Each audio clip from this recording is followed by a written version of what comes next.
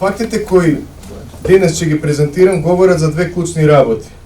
Првата е апсолутна негрижа на Оливер Спасовски за стандардот и опремата на полициските службеници и втората за сериозни прекрашувања на процедурите и нови индиции за злоупотреба на службена положба, овој пат повторно во постапки поврзани со јавни набавки во Министерството за внатрешни работи.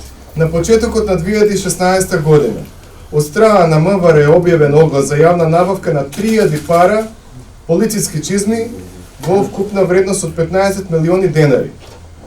На огласот биле доставени 3 понуди и по извршената еволуација од страна на комисијата било утврдено дека 2 понуди не ги исполнуваат условите, при што комисијата како прифатлива ја оценува само едната од трите добиени понуди.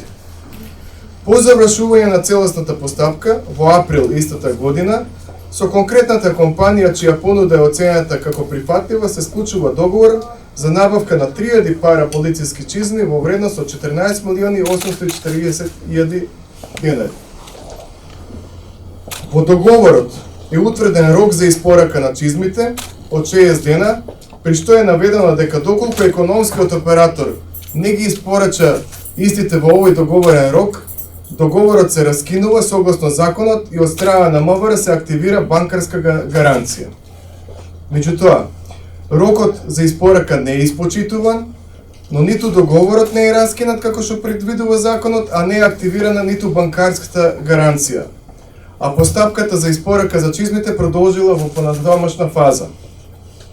Понатаму, врз основа на овој договор, кој веќе требало да биде раскинат, економскиот оператор побал од Министерството за внатрешни работи да направи контрола за квалитетот на чизмите, кои биле предмет на договорот.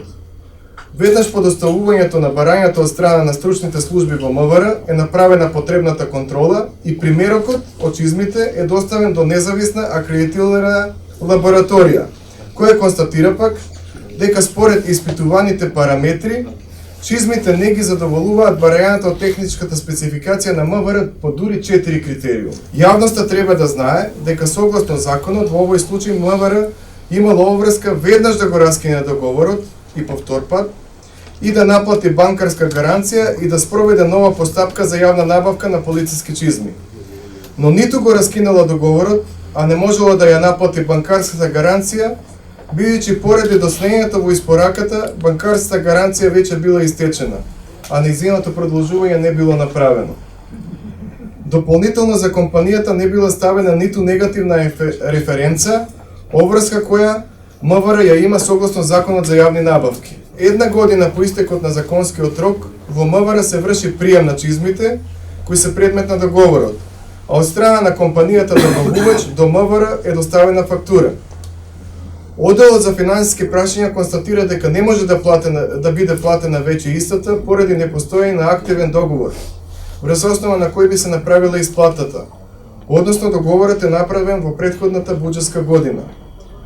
Потоа од страна на МВР е изготвен анекс на договорот по кој е направена исплатата. Врз основа на сето ова, од страна на Оделот за внатрешна контрола, криминалистички истраги и професионални стандарди, веќе е доставен соодветен поднесок, известување до основното јавно обвинителство за гонење на организиран криминал и корупција, за што по добивање на дополнителни насоки од овој ќе бидат преземени соодветни мерки.